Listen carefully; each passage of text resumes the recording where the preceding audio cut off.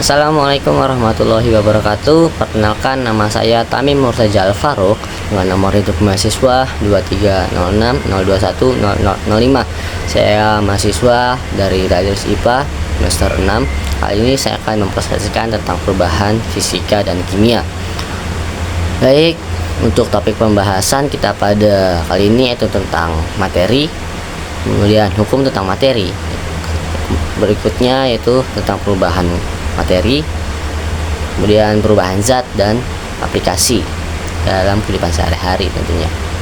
Ini kita masuk ke pembahasan yang pertama yaitu tentang materi, di mana materi ini adalah sesuatu yang memiliki massa dan dapat menempati sebuah ruangan.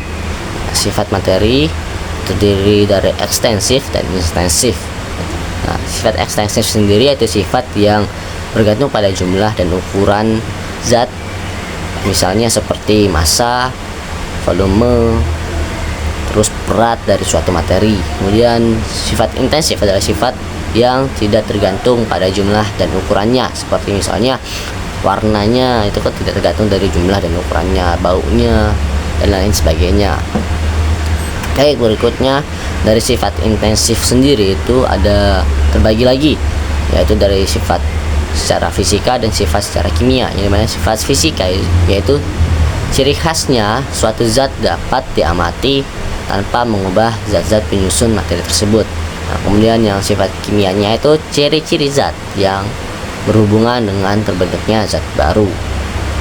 Nah, jadi secara intensif yang fisika, zatnya dapat diamati dan tidak mengubah dan tanpa mengubah zat-zat penyusun materi tersebut. Kemudian cara kimianya itu terjadinya perubahan dan terbentuknya zat baru. Nah, itu ciri-ciri dari sifat fisika dan sifat kimia, yaitu yang pertama kita dari sifat fisika dulu, ada ciri-cirinya merupakan wujud zatnya, kemudian warnanya, kelarutannya, daya hantar listrik dan kemagnetannya. Kemudian ciri-ciri dari sifat kimia dari suatu materi yaitu mudah terbakar, kemudian aromanya busuk dan asam, kemudian berkarat dan mudah meledak, dan kelima yaitu racun. Itu merupakan ciri-ciri dari sifat fisika dan sifat kimia dari suatu materi. Baik, kita masuk ke hukum tentang materi. Hukum tentang materi ini itu ada di dalam Quran surah Al-Furqan ayat kedua, surat ke-25 ayat kedua. Baiklah, yang berbunyi A'udzubillahi minasyaitonirrajim. Bismillahirrahmanirrahim. Alladzi lahu mulkus samawati wal ardi wa lam yattakhidh waladan wa lam yakul lahu syarikun fil mulki wa khalaqa kulla syai'in faqaddarahu taqdira. Shadaqallahul azim. Yang artinya, yang memiliki kerajaan langit dan bumi, tidak mempunyai anak, tidak ada sekutu baginya dalam kekuasaannya, dan dia menciptakan segala sesuatu lalu menetapkan ukuran-ukurannya dengan tepat. Itu Quran surah Al-Furqan ayat kedua yang merupakan dalil ataupun merupakan hukum tentang materi. Baik, kita masuk ke pembahasan berikutnya, yang ketiga. Pembahasan ketiga yaitu tentang perubahan materi. Nah, di mana perubahan materi adalah perubahan benda-benda yang bersifat langsung diamati, namun ada juga yang memerlukan waktu yang lama. Nah, jadi perubahan materi ini perubahan benda-benda yang dapat kita amati, dan ada yang waktunya cepat, ada juga yang waktunya lama.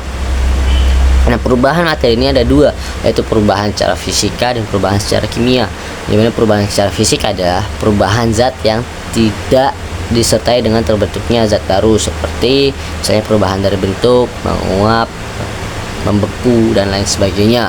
Nah, kemudian untuk perubahan kimia, perubahan materi secara kimia yaitu perubahan zat yang dapat menghasilkan zat baru, misalnya kayak pembakaran kayu, pengkaratan besi dan lain sebagainya. Itu merupakan perubahan dari materi. Baiklah, kita masuk ke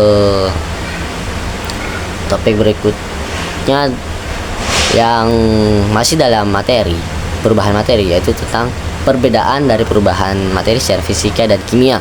Nah, untuk perubahan materi secara fisika, yaitu dia tidak terbentuk zat baru, sedangkan secara kimia terbentuknya zat baru. Kemudian yang kedua, yaitu komposisi materi. Dari secara perubahan fisika, komposisi materinya tidak berubah. Sementara di perubahan kimia, komposisi materi sebelum dan sesudah reaksi ataupun dari sebelum dan sesudahnya terjadi perubahan. Jadi ini terbentuknya ataupun terjadinya perubahan dari zat penyusun materi sebelumnya ke berikutnya, adanya perubahan zat penyusun.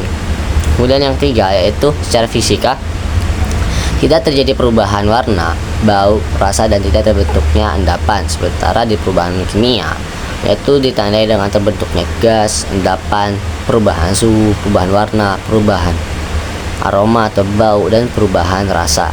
Artinya di fisika tidak terbentuk hal zat-zat yang baru, sementara di kimia terbentuk zat yang baru. Dan yang terakhir, diikuti dengan perubahan sifat fisika, sementara di kimia diikuti dengan perubahan sifat kimia dan fisika. Nah, itu merupakan perbedaan perubahan fisika dan kimia dari perubahan materi. Baik, kita masuk ke topik pembahasan yang berikutnya, itu tentang perubahan zat. Nah, di mana zat ini adalah semua jenis benda yang menempati ruang dan memiliki massa. Jadi zat ini semua jenis benda. Ini kan semua jenis benda, kayak misalnya kayu, tas, air, itu termasuk zat. Nah, zat menurut wujudnya itu terbagi menjadi 3, yaitu ada zat padat, zat cair, dan zat gas. Oke, kita masuk ke perubahannya. Contoh dari perubahan wujud zat ini ada 9 ya. 6, ada 6 dari padat, cair, gas.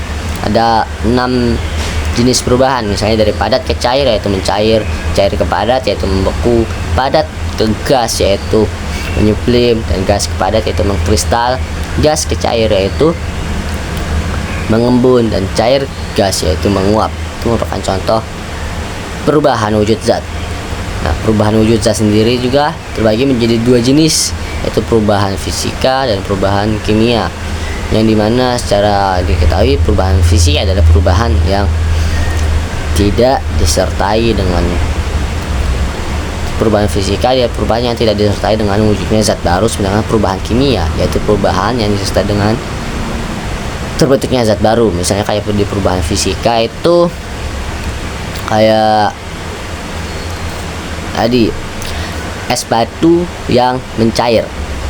Nah, secara zat penyusun, es batu dan yang mencair itu penyusunnya sama-sama dari suatu penyusun air, yaitu H2O. Jadi materi penyusunnya tidak berubah. Kemudian untuk secara perubahan kimia, yaitu misalnya kayak kertas yang dibakar, perubahannya dari padat ke gas, seperti itu. Dari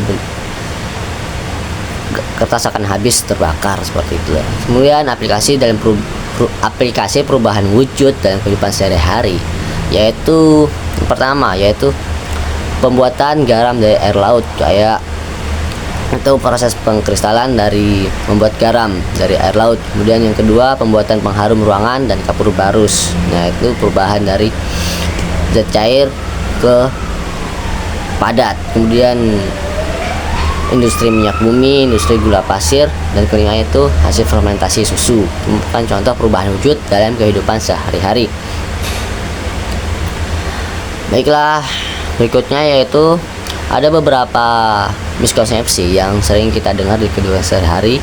Ternyata itu mereka pahami itu kurang tepat. Misalnya yang pertama itu perubahan garam sebagai perubahan fisika. Ternyata itu bukan pelarutan garam itu bukan merupakan perubahan fisika, melainkan perubahan kimia, dikarenakan terbentuknya zat baru. Zat-zat penyusunnya juga berubah. Kemudian yang kedua, pemuaian zat itu merupakan pemuaian pemuaian partikel penyusun zat. Tidak, itu merupakan konsep yang salah. Jadi pemuaian merupakan peningkatan jarak antar partikel. Nah, jadi beberapa orang yang menganggap bahwa pemuaian zat itu merupakan perubahan dari penyusun zatnya, tetapi pemuaian itu adalah peningkatan jarak antar partikel. Jadi partikel-partikel zat yang memuai itu tidak berubah, tapi hanya berpindah jarak partikelnya. Kemudian yang ketiga, telur yang direbus itu merupakan perubahan fisika. Itu merupakan konsep yang salah. Benar adalah telur yang direbus adalah merupakan perubahan kimia, karena dari cair ke padat terbentuk zat baru. Dari telur yang masih mentah itu bentuknya cair, kemudian setelah direbus menjadi padat. Itu merupakan miskonsepsi dalam kehidupan sehari-hari. Nah, kemudian untuk rasium yang ada di sini, yang dimana menurut ini anak-anak, selain anak-anak IPA yang kurang memahami maksudnya, kayak misalnya materi ini adalah sesuatu yang memiliki massa dan menempati ruang. Kemudian yang kedua itu partikel, di mana partikel merupakan bagian paling kecil dari suatu materi yang masih memiliki sifat dan materi dan dari materi itu. Kemudian yang ketiga itu zat sendiri adalah benda yang menempati ruang dan memiliki massa. Baik, ini daftar pustaka yang saya ambil untuk presentasi saya kali ini. Mungkin hanya ini yang dapat saya sampaikan. Lebih dan kurangnya saya mohon maaf bila ada kesalahan ketika saya menjelaskan presentasi kali ini. Akhirul kalam, wassalamualaikum warahmatullahi wabarakatuh.